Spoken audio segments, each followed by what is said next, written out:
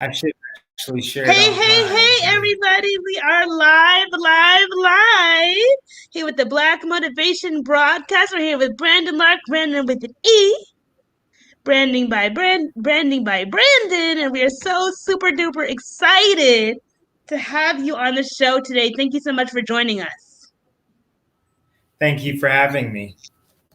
For sure. Well, definitely, you need no introduction. You are a branding, marketing, business development guru extraordinaire, super successful, and I'm so excited. We're going to hop straight into these questions. Okay, sir? Let's jump in. All right. So, what inspired you to get into the world of marketing, brand management, and business development? Well, my degree's in business, and I knew I wanted to do something in business. And as I Yes. started looking at the different avenues, it was the fast pace of marketing. Yes. It was the strategicness that you needed in terms to be able to move. It was having to be decisive that Yes. really pushed me into wanting to be a marketer and understanding marketing and understanding why consumers buy. So that's Yes. what pushed me to want to be in marketing and be in marketing. Awesome. Yeah, marketing is such a diverse environment. It's so, fast paced for sure. Definitely like a lot of opportunities to connect with different people in different spaces. So that's why I love it. I'm also a marketer. Everyone, has a podcast. We got to know how to market that podcast, right? So it's definitely a fun space to be in, Exactly. And so tell us, what are three highlights from your entrepreneurial journey that you would like to share? Three highlights. So what pushed me to be an entrepreneur will be the Yes. first one, which was Okay. I was working in HIV and AIDS prevention, and the Mm-hmm. founder of that organization told me if I wanted to call the shots, I needed to start my own. And I Well, think okay. that was the time that it set in me that I do want to call the shots. And that was the way to do it, by having my own company.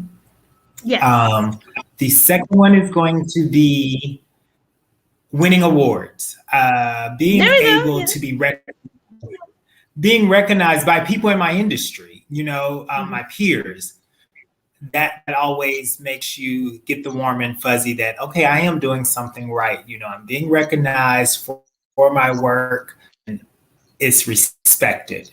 And then the Yes. third one is going to be being able to be a mentor, a coach, and a teacher to those coming after me. Yes. And so tell us, what is maybe a recent or one that sticks out to you, like a teachable moment from being a mentor that you would like to share and you think it's important, for people to know? It's okay to start over. Mm. It's okay to start over. In marketing, we have to be very agile and move very quickly and be quick with the pivot. And sometimes it's okay to press stop, rewind, and start over. And there's Yes. no, slate, or you're not less than because you had to Mhm. start over. It's you're more equipped and more prepared. And if you go back to one, then you can Mhm. get to 10 so much faster with efficiency. So being willing to start over. Yes, it's so, so important. It's, like you said, sometimes you got to press that pause and refresh. Because if you continue down a path, that's a negative path, not fruitful path, it's worse than having to start over and, really be able to build something better and more beautiful. Exactly.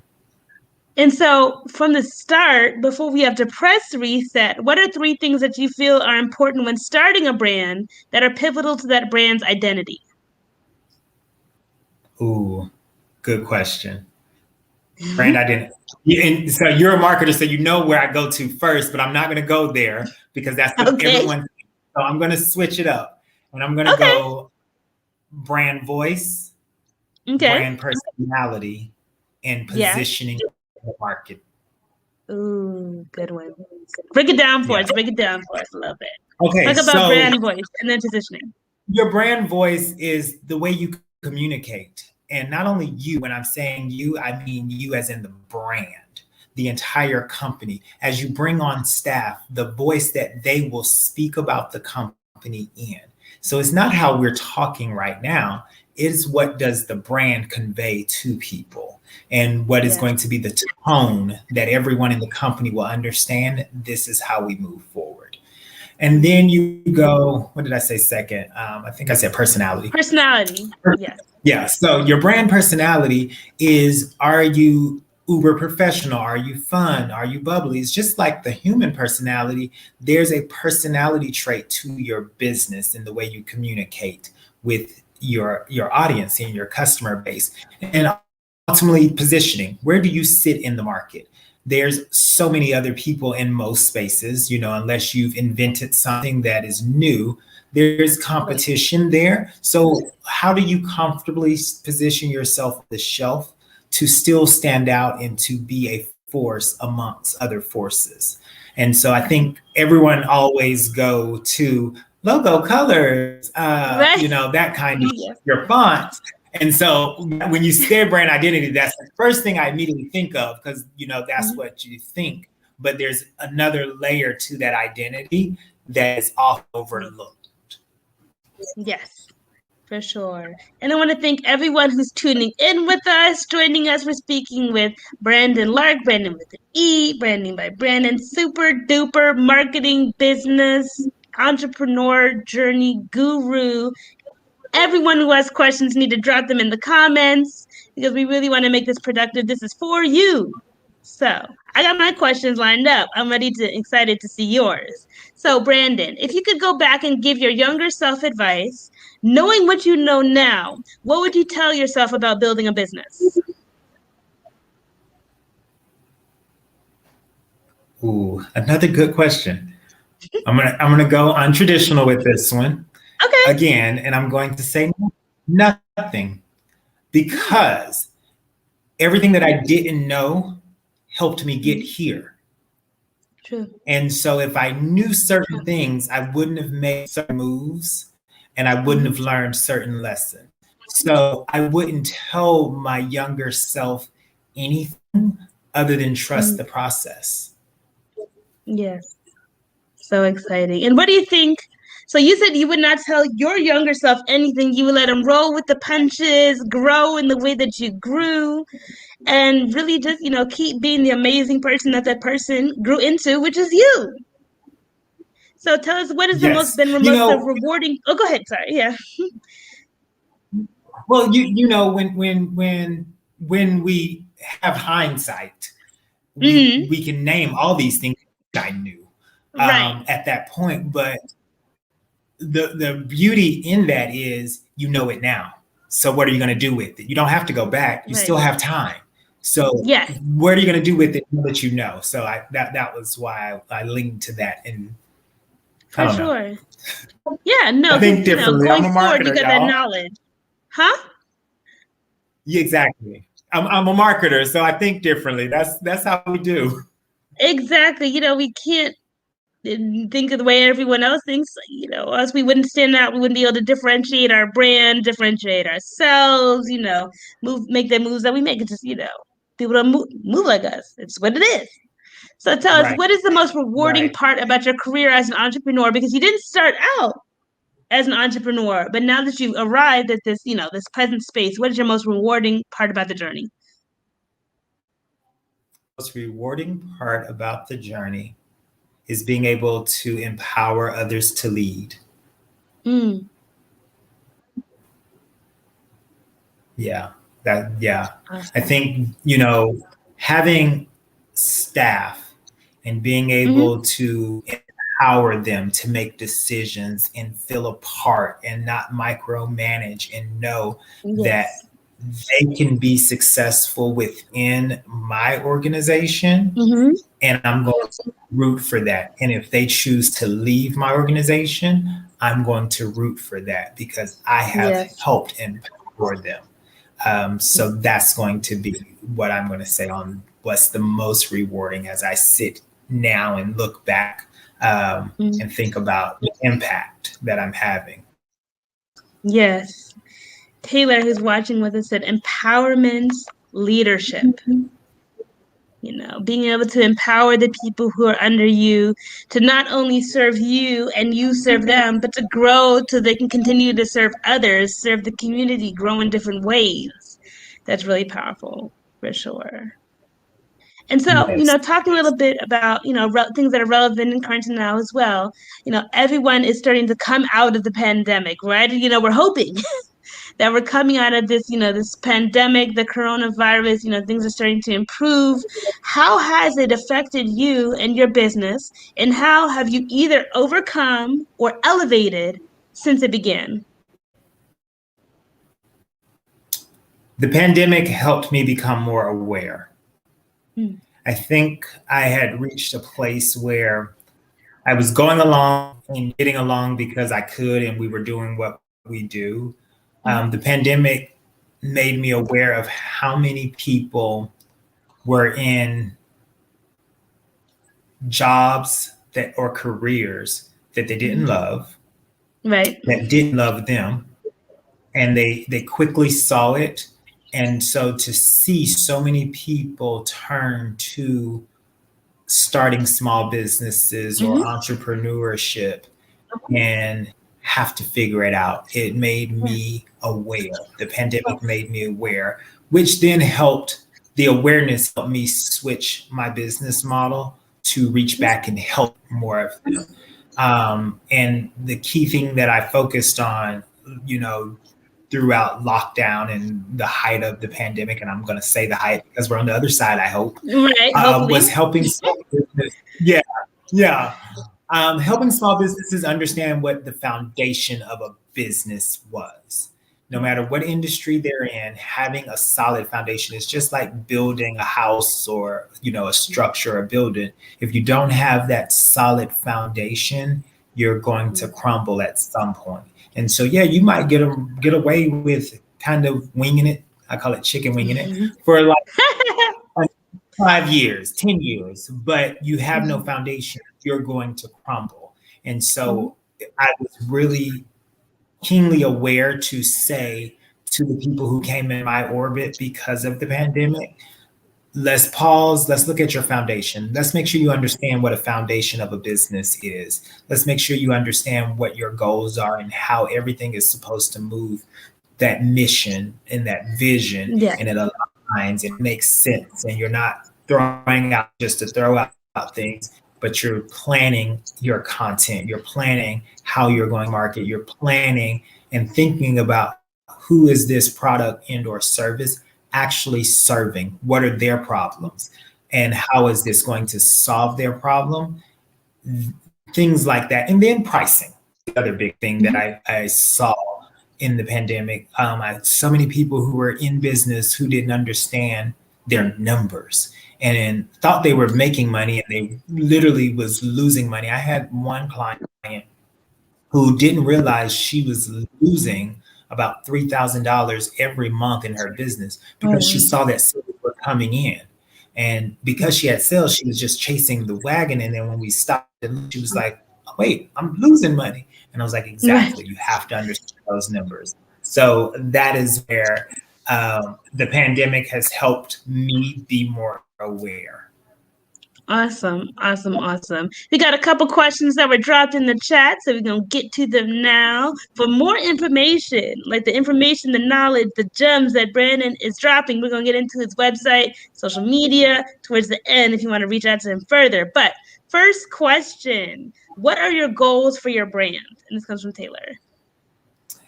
Goals for my brand. Ooh, personal brand is to position myself to be included in more conversations. I want to be the voice of the voiceless. There's so many conversations that are being had that certain people aren't included in, and I want to represent those people. So that is where I'm positioning my brand now. And then continual empowerment. I would love to add more jobs into the market and help more people. I'm going to be moving into offering a group coaching program. I do one-on-ones now, and the demand has become very aware that people want more. And so if you want more, I have to give you more. So I'm going to be, working on doing a group coaching situation so that I can just touch more people faster and give good quality information to people. Well, we are super duper excited. Everybody needs to stay tuned for when that drops. Again, we're going to give it social media and his websites at the end. Hey, Eliza Delgado, thank you so much for joining us. Daria Fennell, thank you everyone who's popping into the chat and offering questions. So Daria's question is, Brandon, what is one branding project that you're extremely proud of that you would like to share? One branding project that I'm extremely proud of, my brand. Hey.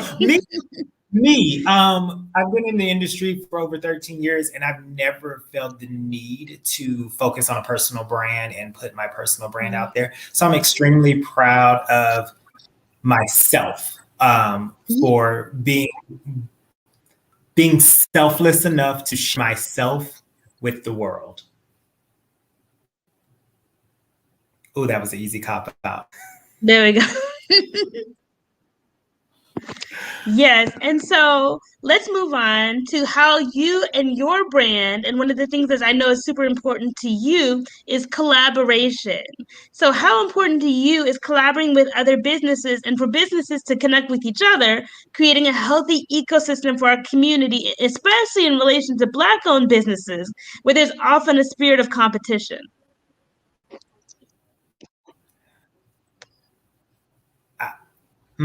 Okay. So I'm going to go from the back to the front on that one. Okay. We all must be aware that we're in business and that there's competition, period. And when I say that, it doesn't necessarily mean just the people that are in your industry. If your customer has $100 and your item costs $100 and I have a product that costs $100 and I'm not in your industry and they only have $100, I'm still a part of your competition. So being aware of competition, you have to be. Now, I think you can feed into competition and it can hurt you. Whereas if you look to collaborate and really share resources, share knowledge, and build communities together, it will expand your business so much stronger. And so in the Black community, we hear a lot of times that the saying, we're crabs in a bucket. And I always tell people, well, you say that like it's a bad thing because the natural habitat for crabs is not a bucket. So you're right. We are like crabs in the bucket because we've been taken out of our natural habitat, which was collaboration. And so you have taught us competition and taught us to fight to get to the top because only one of us can get out of the bucket. But if we lean back into collaborating together and really building each other up, then more of us will be able to get out of the bucket and then come back and free others from the bucket that society is putting us in as a community. Hey, that was a word, sir. Okay. Thank you so much for sharing that. And for sure, we had another question drop in the comments, which goes along with a question that I was just getting ready to ask. So we're going to combine them. We're going to collaborate on this question. Gonna collaborate. So Taylor asked, how has being a Marine impacted your business discipline? And the next question I was going to ask, first I was going to thank you so much for your service. For sure. I just want to commend you, give you, your flowers while you're here. And so my question alongside of that is, what advice would you have to give to other veterans who are transitioning from military to civilian life? And so how has being a Marine impacted your business discipline is Taylor's question. The discipline that I learned in the military drives who I am today. When I do coaching with clients, I always tell them, you hear people talk often about their passion. Oh, I want to do what I'm passionate about. And I always tell people, don't do what you're passionate about, do what you're disciplined to do. Get disciplined. Because the thing about passion is it will fade, it will let us down, it will be fleeting. Discipline gets you up in the morning when you don't want to get up in the morning because you have people depending on you. And so Yes. I will say, and there's a lot of lessons I learned in the military, but I will say that the discipline of being able to put differences aside and work with other personality types, the Mhm. discipline of showing up, not only for myself, but for others, because others depend on us.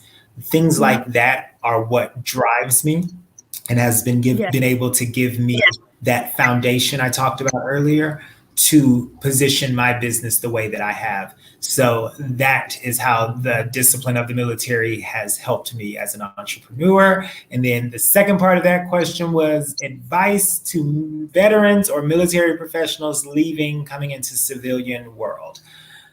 Yes. Find someone in the civilian world who can translate all of your unique skills into a language that civilians will understand. If you spent Mm. 4 years in any branch, you have undisputed knowledge, skills that you have learned, but the way that the verbiage that the military use isn't what civilians use. So you have to find either yourself or someone who does this to convert all of that training into things that civilians will understand. Otherwise, you Yes. find yourself being slated for positions and not respected for what you bring to the table. Definitely. Definitely. That's a word. Another word. You should be dropping gems. This is what it is on this episode of the Black Motivation Broadcast. So we have one more question and we're going to get to it before we close. But before that, we're going to get to a super duper fun section of the Black Motivation Broadcast. It's called the Rapid Fire Questions section. We have 5 questions. You have 4 seconds to answer. Are you ready? 5 questions, 4 seconds to answer. Each Yes. question? Each Okay. question Okay. individually. Okay. I was like, okay, I got to go fast. Are you ready? I'm ready. All right. Keith Sweat or Bobby Brown? Bobby Brown. Spike Lee or John Singleton? Spike Lee. Old Bay or lemon pepper wings? Obey. Sanaa Lathan or Nia Long? Nia Long. Prince or Michael Jackson? Michael Jackson. Hey, no hesitation, no stuttering. We had your 5 questions. We had your 4 seconds. Decisive. You got it in. Got to be decisive. You got to be decisive. We got some questions. We got the comments popping off in the comments section. Somebody said Keith Sweat. Somebody said Sanaa Lathan, fight me. So we're going to get into your answers. We're going to get into your answers. So we said Keith Sweat or Bobby Brown. You said Bobby Brown. Why? Dancing. I'm a dancer. He sweats Okay. slow music. I love slow music, but I want energy. Yes, for sure. And then Spike Lee or John Singleton. You picked Spike Lee. Why did you pick Spike over John? Impactful longevity for the culture. Okay.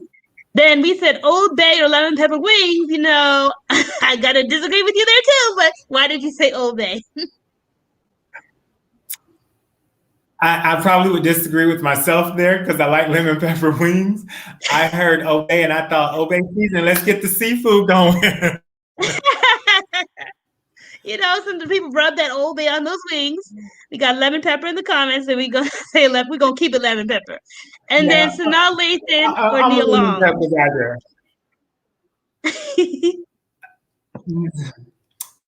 Nia Long, for me there, not problematic. We just gonna leave it there. And then we said Prince or Michael Jackson.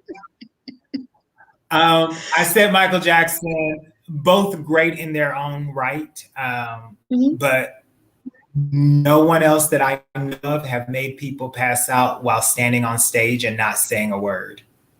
Yes. That's like a next level impact on people that I haven't seen or heard of anyone else being able to do that. And Prince is a beast in his own right. I saw him do 3 full-length concerts in one night. Wow, yeah. So definitely, great. But that being able to impact people without saying a word is just something different. Yes. We got people, ready to see you outside about this Sanaa Lathan and Nia Long situation. Like I But said, they're probably just like her, problematic. we got a comment. We got a comment about your cereal reel. Before we let you go and get to this last question from the guests, talk about your cereal reel. What's up with that? Share it with us. Drop it on us. What's going on? So my cereal reel is there's no wrong way to eat cereal. Most people do cereal milk. I chose to do milk and cereal. Let's have a discussion. All right. What happens with social norms is we do what society has always told us to do and we don't question it. And so everyone's in habit, because commercials for cereal have always showed us pouring the cereal in first and then the milk, and then it rises to the top. But I found that if I do my milk first, then my cereal, they don't get soggy as fast because the cereal floats in the milk. And so then I can just press down into it. And as I'm taking a scoop, they're moist enough that they are not soggy. He bringing us Brady Bunch knowledge, y'all. No joke. We doing things differently in 2021. We are putting our milk first. Social norms. Challenge. Just because we've always done things a certain way don't mean it's the only way to do things. Right. Play big pig. We just go keep it there and we go keep it moving. So we had one last question in the comments before we wrap up this evening. I want to thank you, Branden, so much for joining us. We've been having a ball. And so, Elisa, I'd like to ask for you to talk more about how you handle pivoting in your business decisions or in direction. During the pandemic, a lot of people had to pivot. They had to move in a different direction from where they were going before. So how do you handle pivoting in 2021? How I handle pivoting is keeping my ear open and my eyes wide open. I'm not looking at just the United States. The pandemic did not hit me, my team, and my clients like a ton of bricks, because we were looking at what was going on around the world before it hit.